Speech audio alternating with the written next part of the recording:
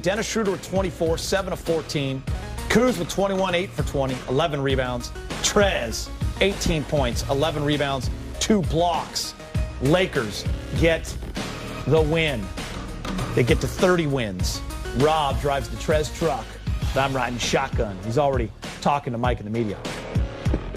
Hey, Trez, what was the key in that fourth quarter after Orlando had battled back to get the lead? Where did you guys buckle in to turn the game back around?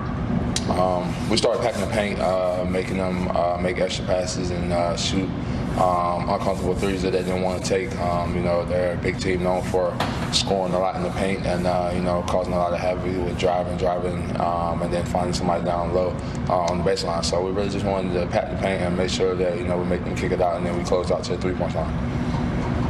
And Trez, just before the game, we learned that Montrez Harrell is going to be joining the mix. Just wonder what you thought of him in battles you guys have had over the years and what he might add to you. He's a strong, solid player, man, on both ends of the floor, man, offensively and defensively. High caliber blocking shots, defensive rebound on the offensive end of the floor. He's a load. Guy gets down in the lane and demands his position. And, you can't miss him, man. He's a big, dominant presence, and it's definitely going to be a good, breath of fresh air to having him come on the top line up. I think he's eager and ready to go and ready to get after it. That's a great attitude that, anybody can have coming into our organization. So we can't wait for him to get here. And we're going to welcome him with open arms and hopefully just continue to keep what we're doing well right now.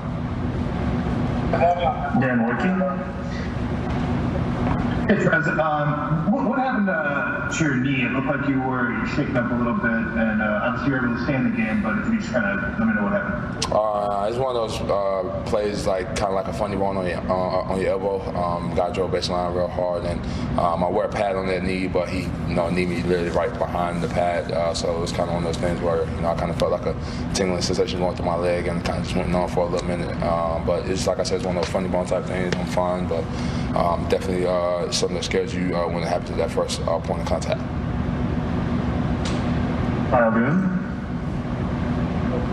Hey Trez, you're talking about Andre and sort of how he's fired up. I guess it sounds like you've been able to talk to him. What has your communication been like with Andre kind of leading up to him joining the team? Well, I'm not even going to lie to you about that. I haven't talked to him, honestly, man. This is just more so coming from, the reports and just from our, GM, Rob, speaking highly of him and his conversation with him, man. So, just looking at things like that, man, you just see a guy who's ready to go. And then just in general, of me being a player and understanding his position, man, this guy's been sitting for, 2.5 months almost where he hasn't played the game that he loves, and he's able to, be able to call his job, man. I mean, anybody would be eager to get back out there on the floor and be ready to get after it. So, basically, it's one of those things just speaking from, a player's perspective. Laura? Hey, Trez. Frank said before the game that, when it comes to a situation like this, when they're bringing in a player, that they almost over-communicate with, like a guy like yourself who plays the same position. Do you have a sense of how bringing Andre in could affect your role, affect the big man rotation, and what's going to be different going forward? No, I haven't thought about that. That's not something for me to think about. It's not in my control. It's not something that, I make decisions on. People, us in general, everybody, human beings, we spend a lot of time wondering about the things that we can't control, that we don't have any, basically any control on, man. So everything that you just mentioned is everything comes from the top office and coaching staff. It's nothing to do with me. I'm going to continue to keep playing the way that I play, bringing the energy that I bring, and just hope my teammates feed off it. We got a great player, and Andre Drummond, who is going to definitely help our team on both ends of the floor and help our organization overall. But it's not something that I kind of wrap my mind on or jump in my head for a million questions, because at the end of the day, I don't have the answers to them. Look, I know you want that top of the key three back, okay? Shit. That was supposed to be the ice. That was the Robert Horry shot. Hey, you held on for the win, though, nonetheless, in this case. It did get a little dicey down the stretch, but what's the importance of you just finding a way to win 2 games in a row now as you keep trying to stack wins without LeBron and AD? Man, we gotta get as many as we can. We were just saying we just got to bank as many wins. This was a tough 4 game. Orlando got some young guys that play hard.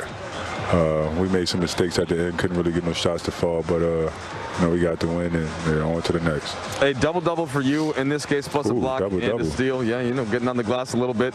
Keith, what have you been trying to do in this role without AD in there as you've been starting pretty consistently? Does anything change for you when you're in that traditional spot you've been coming in off the bench last season? Yeah, well, without those guys, obviously we need to score the ball. So I got to kind of bring out my old game, kind of be aggressive, shooting the ball, trying to get in the paint, make plays for others, trying to score, just do all the small stuff that we need. Hey, I got to ask you about Andre Drummond. I believe you had some overlap in Detroit and just kind of what he brings to the team as the Lakers announced that before the game that he'll be joining the purple and gold. Yeah, I played with him a couple months in Detroit before I came to LA. He's a hard-nosed guy, man. He's physical in the paint. He's going to block shots. He's going to rebound. He's going to dunk the ball. He's going to be exactly what we need to make this playoff push, and I'm excited to have him. All right, last thing, Keith. You get a rare 2 days between games. It seems like it's been every other day. Do you think just that alone can do a little something for you as you get ready for the Bucks? Yeah, first I want to say thank God for that because we need it. And then second, yeah, man, it's going to be a tough matchup Wednesday. Me personally, I need to rest up, get my mind right, my body right for this matchup with Giannis, and we're going to try to get this win. All right, man. Hey, look, the Dagger 3 didn't go in, but you got the win. Okay? Yeah, man. You're good. Damn. I appreciate it. 0 for 1. See you, man. I do love his interviews, by the way. He's smooth, tells the truth, giving a little love to Big Shot Rob. He wanted that 3. He's still mad about it. Yeah, I'm sure he's going to go back and watch some tape and break it down how he missed it. At first, we were like, wait, why is he shooting it? We thought it was a wrap, but there was an air ball, I believe, because that shot clock was down to 2 seconds, so he had to shoot it. It was a good look. It was for the Dagger. Listen, Keith came up big, though, tonight. Big game, James. I mean, 12 points, 5 of 11, hit a couple threes, double-double, 11 rebounds. It's one thing about having a veteran on your team. You bring him in. He's a good role player. But let's not make a mistake. When he's asked to play minutes, he gets the job done. He has experience, not very flashy, stays inside his box. He'll hit this shot. He'll also, go to the cup sometime with a little 8-footer and constantly defending and making smart moves and being physical. So he's developed into his role very well for Coach Vogel. I want to talk about Kyle Kuzma. I know fans and a lot of people want him to be next level all-star every single night, especially when there's no LeBron and AD. But listen, he's stepping up every way he can.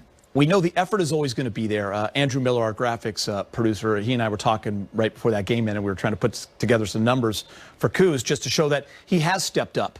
If you look his last 5 games, he's averaging over 15 points a game, guys, right around 9 rebounds per game, and Rob, 5 assists per game. So he's picking it up in every single category. Listen, 12th double-double of the year.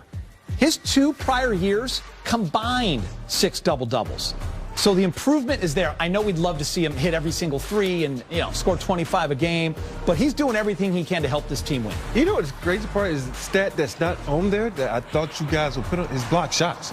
He's blocking a lot of shots, but more importantly, he's getting a lot of rebounds. He's getting a lot of hustle rebounds. Those rebounds he normally didn't get, especially on the offensive end. He goes and gets those. He keeps it alive, and he's getting a lot of effort. And that's what you got to understand. Before, he was more like in cruise control.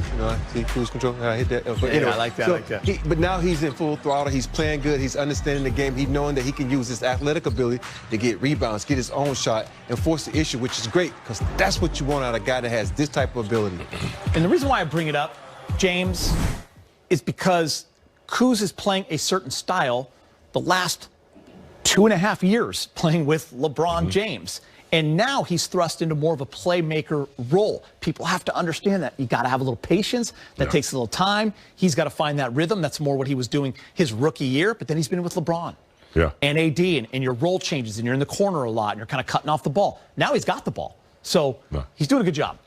It's like, and I like golf analogies. You're a golfer. It's like breaking your swing down all over again. After you've gotten a little bit better, he's had to start all over again. And that's what I love about his development. He's suffered through injuries, trade talk, and he had to redefine his game and become a rebounder and a defender. And now with LeBron and AD out, he's taking responsibility, and that's what I was looking for. He's got the numbers, he's playing the game, But now he's taking responsibility of knowing I'm the guy now. He's not overdoing it, but he knows that if they're not going inside the Trez, that he's the guy that can create a shot. They're looking for him, and he knocked down a big 3 tonight. So I like the maturity he's showing and the responsibility that he's taking with this squad. Yeah, and it's his job to step up. The Lakers showed confidence in him, gave him that new deal, Rob. So I'm happy to see that he's accountable and he's trying to take over that role. Yeah, very accountable. And the thing about Kuz is he's been learning little by little because